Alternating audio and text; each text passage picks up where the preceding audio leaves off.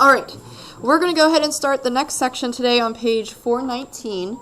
But before we do so, I want us to understand what this section involves, okay, what we're trying to accomplish with this next section.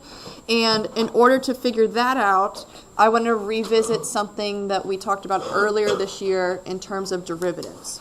So we're used to the power rule, the chain rule, the product rule, quotient rule, all those different shortcuts. Sometimes, though, we have what's called an implicit equation, where we have the x's and y's kind of mixed in. I want to go ahead and take the derivative of this entire equation. Can we try to do that? Can we take the derivative of 2y squared? This is not your notes. I just want us to think about this. Can we take the derivative of 2y squared? What do you think? 4y. 4y, okay. And since we took the derivative of a y variable, yeah, we need a dy over dx. The rate at which y changes respect to x, that independent variable. We're going to do the same thing for the next equation, the derivative, or not equation, term. The derivative would be 4, but since we took the derivative of a y variable, we need dy over dx. The next derivative would be -7. We took the derivative of an x variable, so that would be dx over dx, but wouldn't that just simplify to 1? That's why we don't really need to write it. And then what's the derivative of 9?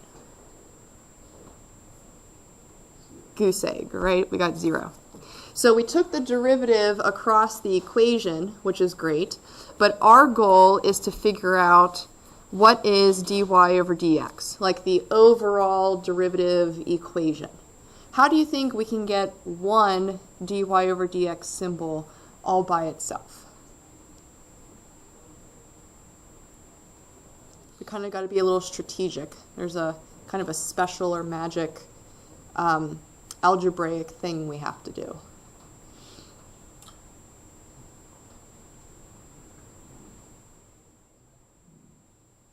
We did this earlier this year.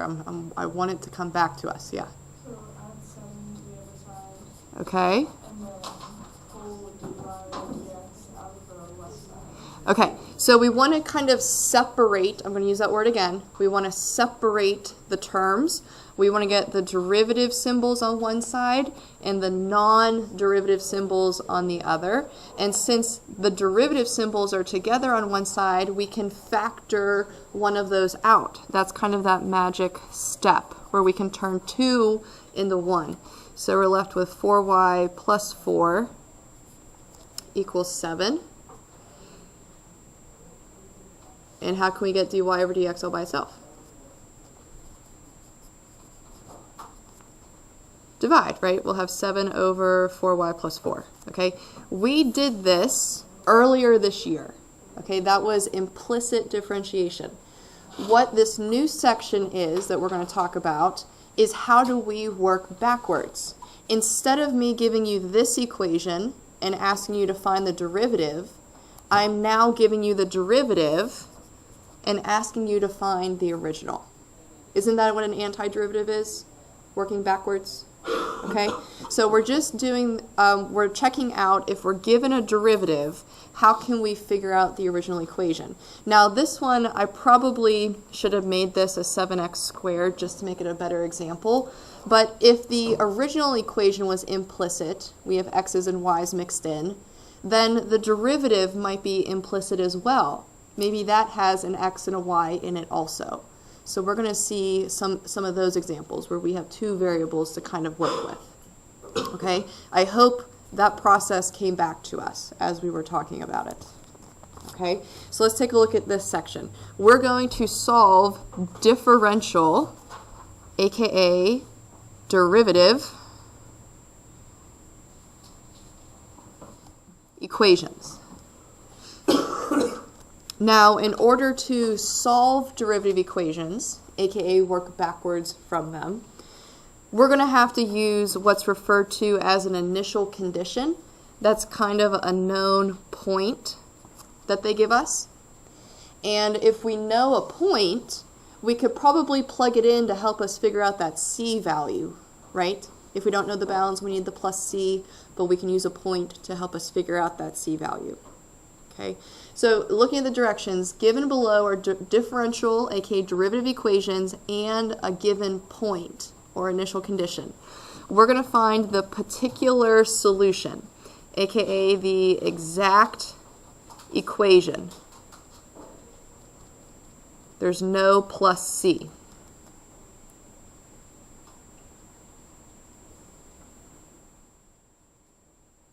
There might be a plus c in the process, but in the very end, we should be able to figure out what it is. Okay, so we're just going to start off pretty simple. The first two, notice how they just have x's in them, which we'll talk about. Those should be kind of easy for us to do. But then the next two, we're going to amp it up a bit. You see how we're throwing in some y's? Okay, so it's going to get a little bit more involved. What I want us to do is, just like we separated the terms when we took the derivative, we got all derivatives on one side, all non-derivatives on the other, I want to separate the variables for this, or for these differential equations, meaning I want all y's on one side and all x's on the other. Now it's nice that this side has all x's with it already, but notice how this derivative symbol, dy over dx, has an x on its side. So if I want to move the dy over or the dx to the other side, if it's being divided on this side, we're going to go ahead and multiply it over to the other side. So we'll have dy just on the left, and then 6x squared plus 6x plus 2, and then that dx that we multiplied over on the end.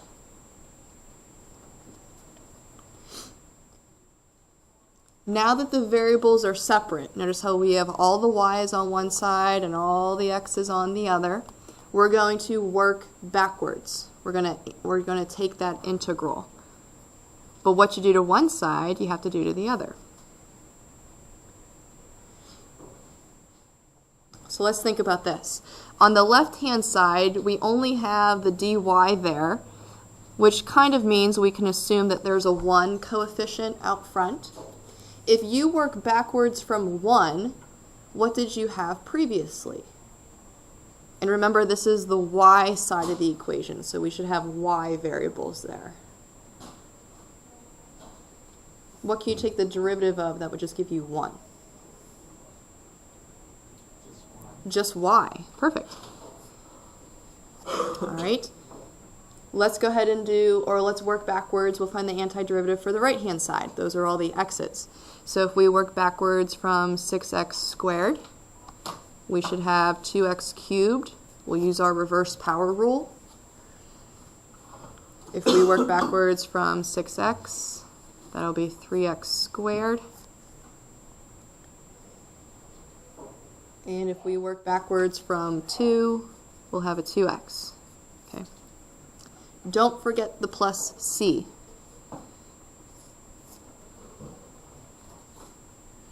Now you don't have to write plus c on the left-hand side and the right-hand side. I know we're working backwards from both sides, but we just got to make sure we have 1 plus c. That's just representing one constant that's left in our equation.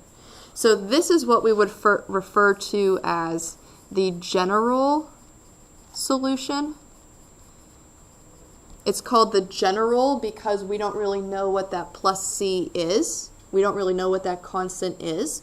But the fact that we have a point, aka an initial condition, means that we can figure out the particular solution, okay, the exact equation that we started with. So let's go ahead and use that point to help us figure out the c value. So if we plug in -1 for x, we should get out 2 for y.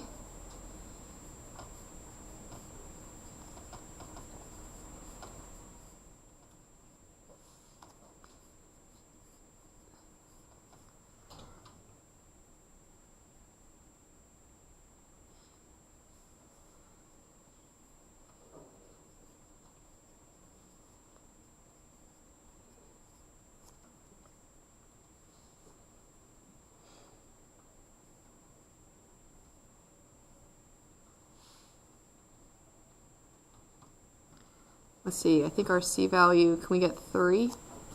Sound right? Okay, so what we're going to do, we're going to write this exact equation, the exact f of x or y equation we started with. The general was y equals 2x cubed plus 3x squared plus 2x. But now that we know what c is, we'll just simply put plus 3 on the end. So there's your particular equation.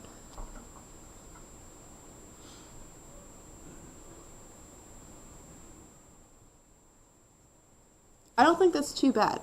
Yes? What did we do with the dx? This dx? You mean like how do we go from here to here? Because like with the dy, it changed to a y, so when the dx changed into an x. Well, we're taking, so this is just representing the x side of the equation. We're going to work backwards from all of those x's. Okay? So this is saying this is the y side of the equation, and we're just going to work backwards from 1. Does that make sense? Yeah. Okay? So whenever you find that antiderivative, the dy or the dx goes away. Okay? Let's go ahead and try number 2.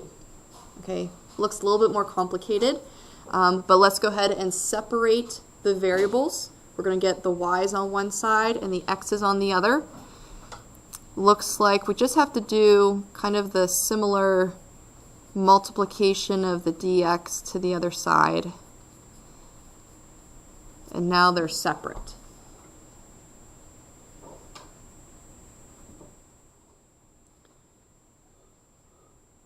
So now that the variables are separate, we're going to go ahead and work backwards. Because they're giving us a derivative equation, and they want us to find the particular solution, like the f of x that we started with, if we work backwards. Now, I don't know about you, but this right-hand side looks fairly complicated. So before we try to work backwards from it, maybe we can simplify it a little bit.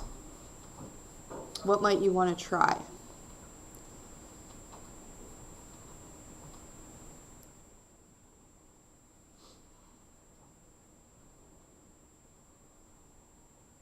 Can we rewrite it somehow?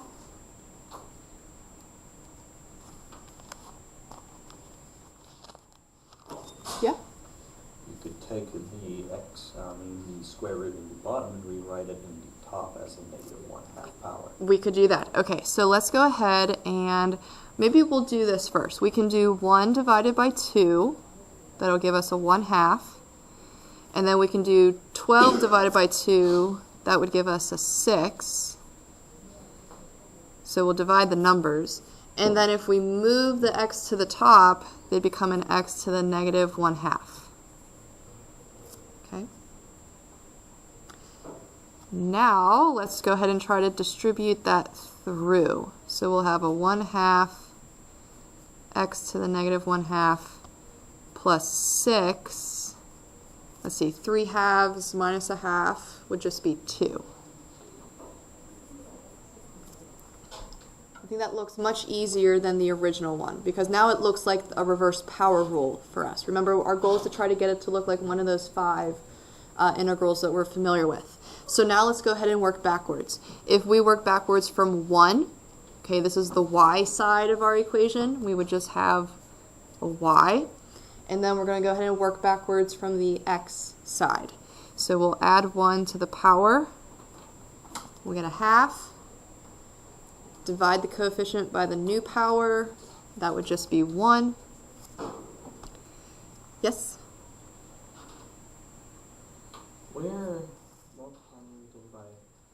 Whenever you multiply exponents together, don't you add them together? You do. So wouldn't the 3 over 2 plus the negative 1/2 be 2 over 2 or 1? Oh, I'm sorry. Yep. I was looking at the antiderivative, not an x. That should be a 1. Thank you. Good catch. So now that we add 1 to it, it'll become a 2. Yes. Right, okay. So this will be x squared. Good catch. And then 6 divided by 2 will give us 3. Let's not forget the plus c. Okay, so there's the general solution. Okay, in general, this is what the original function would have looked like. But we have a particular point that we could use that to help us figure out that C value. So if we were to plug in 0 for all those x's, we should get 2. That one's kind of simple. Looks like our C value would just be 2 anyway. So the particular solution, okay, the exact original function we had was x to the 1/2 plus 3x squared plus 2.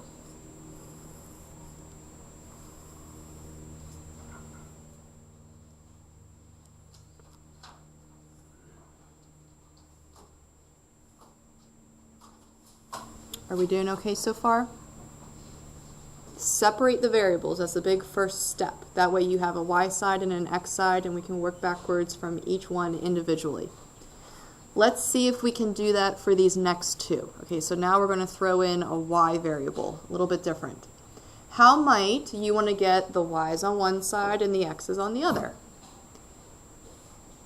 How can we separate those variables?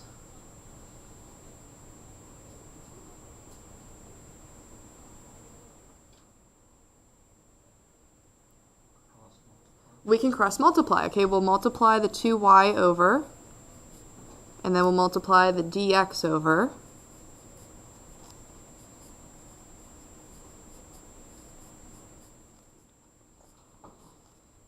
So it looks like we have all the y's on one side, all the x's on the other.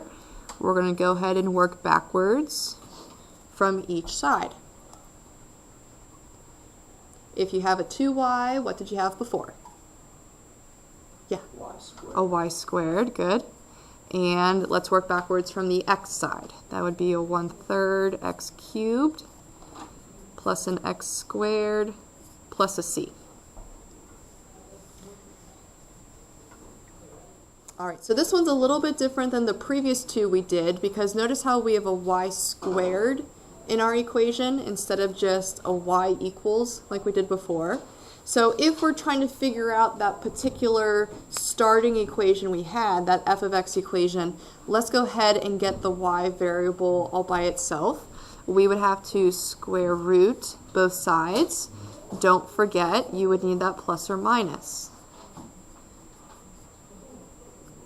All right, so there's our general solution. But we have a known point. We're going to go ahead and plug it in to help us figure out the c value.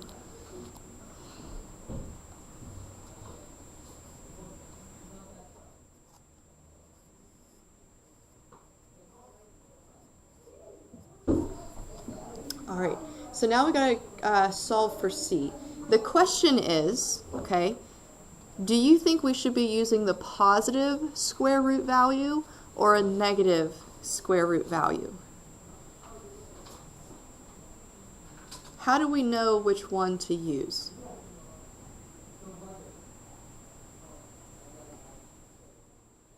I'll give you a hint. Can you tell based off the point that we were given?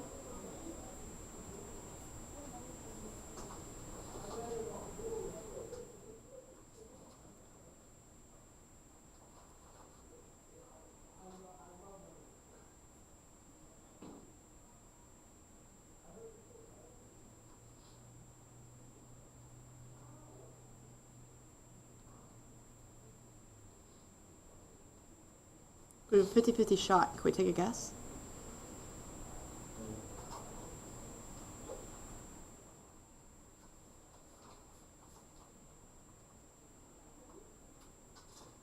Let's check this out. Let's ignore the positive or negative just for a second. If you started to solve this, okay, it doesn't matter if you would move the negative over or the positive over, because to get rid of a square root, you have to square both sides. So it doesn't matter if you square a 2 or a negative 2, you'll end up getting 4 anyway, right? C would be 4. If you were to plug that 4 back in for C, we should get 2 as an answer. So do we need a positive square root of 4 to get 2? Or do we need a negative square root of 4 to get 2? Which one would give us a positive 2 in the end? Do we need the positive square root or the negative square root? The positive, okay. So how can we tell, based off of this point, if we need the positive or the negative root? What was special about this number 2? It's positive, right, okay. So this is a positive value. So we need the positive square root.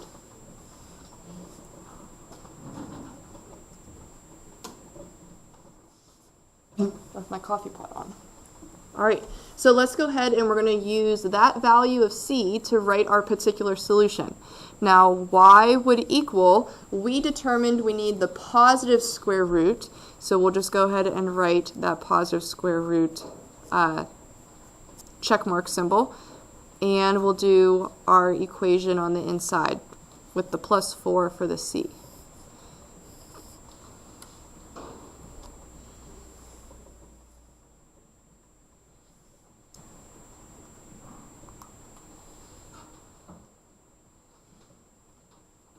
All right, let's go ahead and try the other one. Notice how this derivative has x's and y's mixed in. So we want to separate the variables. That way we can work backwards from each side individually. How can we get the y's on one side and the x's on the other?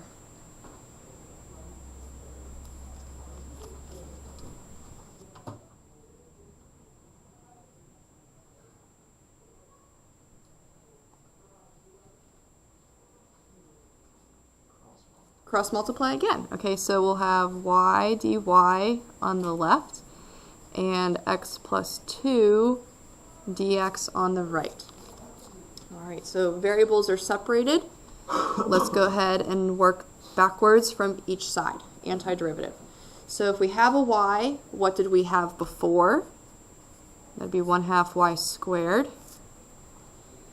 And if we work backwards from the x side, we'll have 1/2 x squared plus 2x. Don't forget the plus c.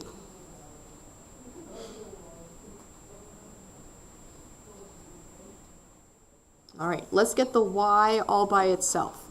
So we could divide the 1/2 over, but that's the same thing as multiplying by 2, right? So if we multiply everything by 2, this would be x squared plus 4x plus 2c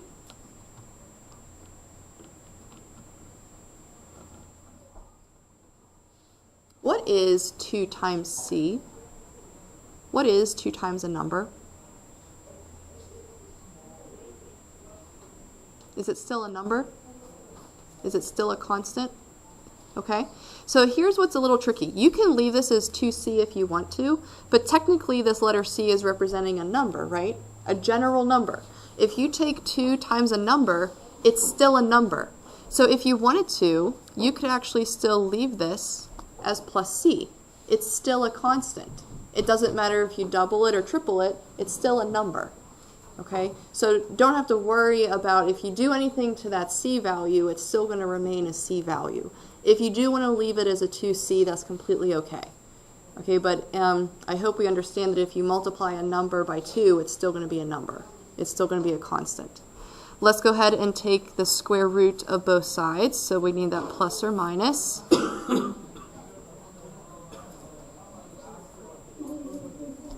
All right, so there's our general equation, our general solution. We have a point, so we should be able to figure out the particular. If we plug in 1 for x, we should get -3. All right, so the question is, do we have to use the positive square root or the negative square root to help us solve for c?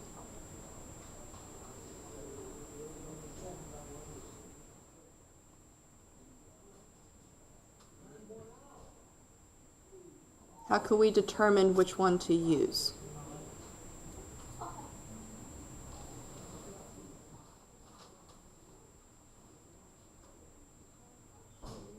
The negative, right? That -3 is a negative value. So we need the negative square root. Okay, so maybe we'll just erase that little plus symbol and we'll solve from there. So we can divide the negative, that would make it a positive 3, square both sides, and then we can subtract the 5. So it looks like we get another C value of 4. Kind of coincidence there.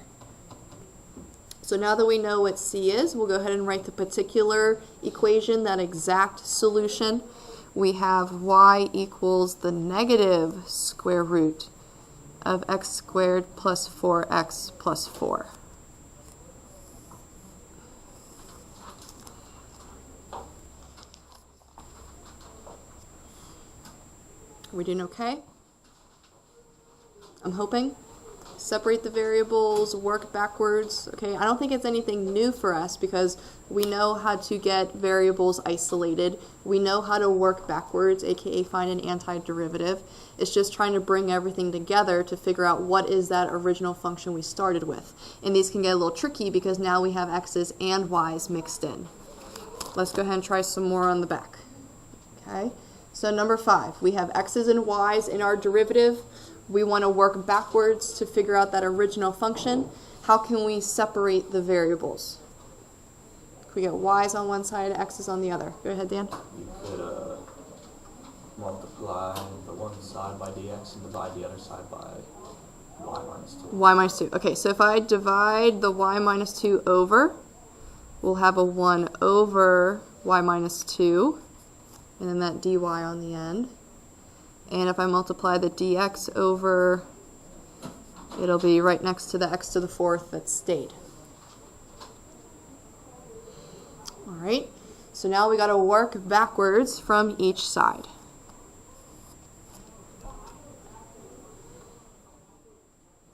How might you want to work backwards from the left-hand side?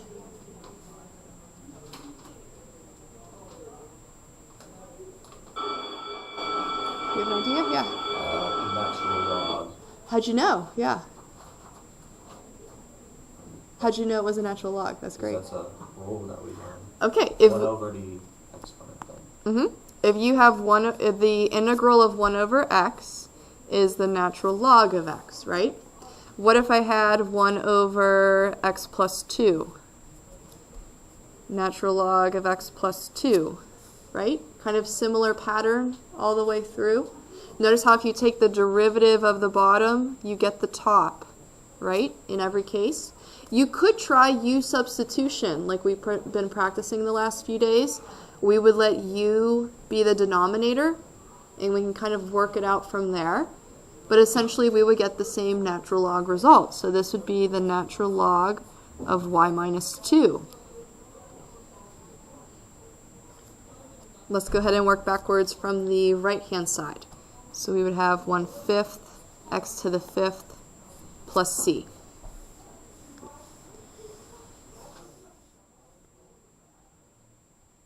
All right, so this is where it gets good. How can we solve for y? If we were to move a natural log to the other side, what would it become? Yeah? E to that power, right, an exponential. So we'd have e to the 1/5 x to the 5th plus c power. All right, how can we get y by itself next? Yeah? Add 2 to the Add other side. 2, there we go.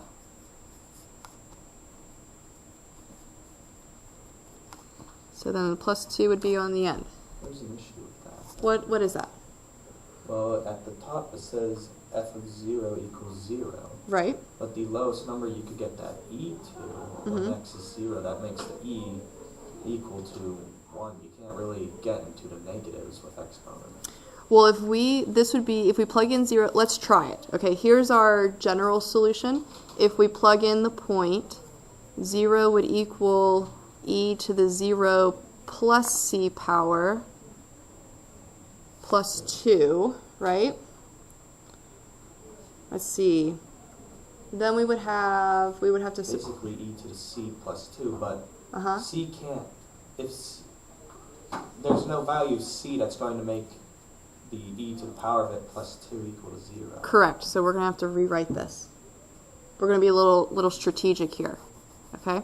Let's take, so Dan noticed if you were to plug 0 in for x and 0 in for y, there would be no way for you to figure out what that c or constant value is. So let's see if we can rewrite this in a way that would be better for us to solve it. Can we think about our exponent rules? If you're adding two exponents together, what were you originally doing? Can you think about your power rules? Yeah? Multiplying the base of e There you go. to the first power times Times the base of e to the other one. So we can rewrite this e to the power as two separate bases of e. Okay, we're using that an exponent property. So let me ask you this. If c is a constant, c is a number, what is e to the c? What is e to a number? Yeah. C. It's still a number, right? Because e is 2.718 something, something, something. So a number to a number is still a number. So what we can do strategically, like we did before, this e to a c is just going to become a c. It's a constant. It's still a number. So maybe we'll move that big constant out to the front because it's being multiplied. And we're just left with e to the 1/5 x to the 5th.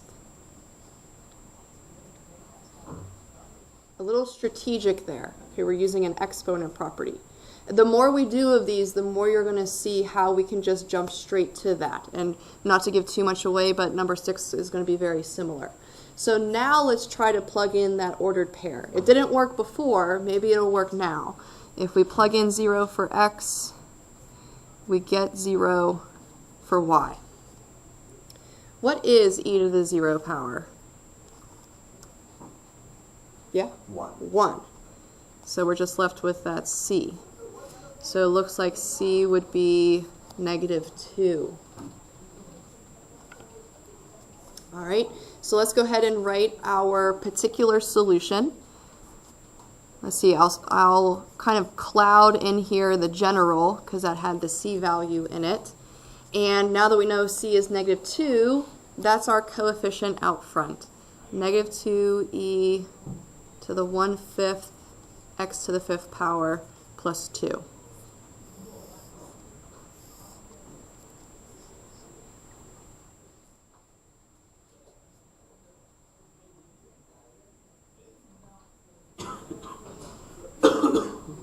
Alright, let's try one that's very similar to that. Okay, notice how it looks a little bit different, but we still might be able to get a similar result. Number 6, we have a derivative equation, x's and y's mixed in. We want to try to separate it so we have y's on one side, x's on the other. How might you want to do that?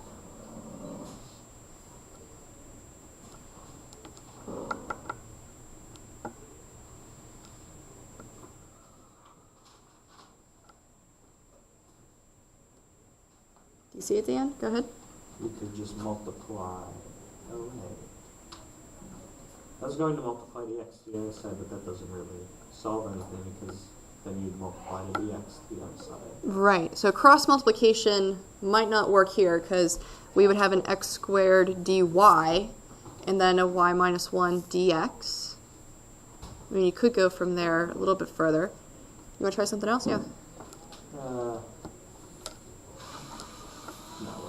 Maybe we'll do that. Let's go ahead and write that out. X squared dy equals y minus 1 dx. At least we got rid of the fractions. Okay, that's a good first step. But we still don't have the variables separated. We need all the y's on one side, all the x's on the other. So where do we want to go from there? Yeah? You can divide both sides by x squared, Mm-hmm. and then you'll divide both sides by Y minus 1. Okay, so we're going to divide this x squared over. So that means it would become, or go to the bottom of a fraction. And then if we divide the y minus 1 to the other side, that's going to go in the bottom of a fraction as well. Okay, both sides have been separated. That's perfect. Now let's go ahead and work backwards. Okay, so the left-hand side, the y side in this case, if we work backwards from 1 over y minus 1, notice how that's very similar to what we did before. We just worked backwards from 1 over y minus 2. So this would be the natural log of y minus 1. On the right side, though, we have to be a little careful. This is not the natural log of x squared. Okay, it doesn't really work that way, because notice how if you take the derivative of x squared, that's 2x. That's not in the numerator. The derivative of y minus 1 is 1. That is the numerator. Remember, the derivative of a natural log, you need the derivative on the top over that inside that you start with. So maybe we can rewrite this as x to the negative first, or sorry, negative second. We'll change it into that power rule, or reverse power rule. So if we add 1 to the power, we'll get x to the negative first. Divide by that new power, we'll have a coefficient of negative 1. Don't forget the plus c.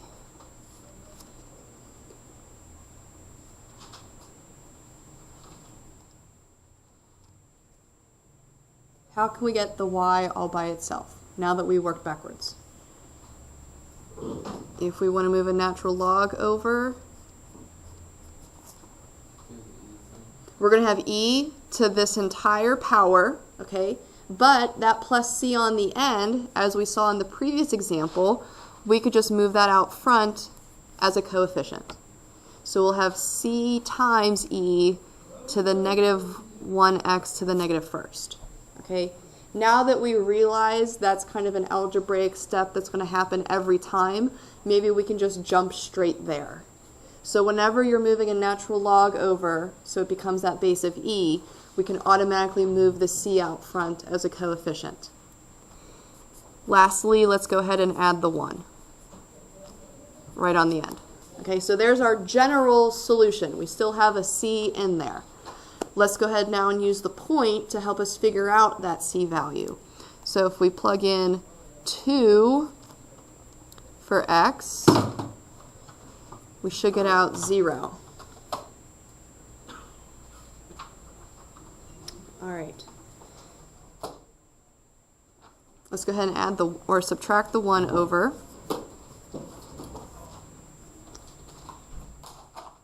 And let's go ahead and rewrite that power. If we have 2 to the negative first, we can move that to the bottom of a fraction. So this would become negative 1 over 2. To get c all by itself, we'd have to divide that e over. So we'll have negative 1 over e to the negative 1/2 power. But if you don't like a negative power, let's move it and it'll become a positive power. So if we move it to the top, we'll have negative e to the positive 1/2. All right, we'll check out and see what the particular solution will look like tomorrow, but at least we have that value for c.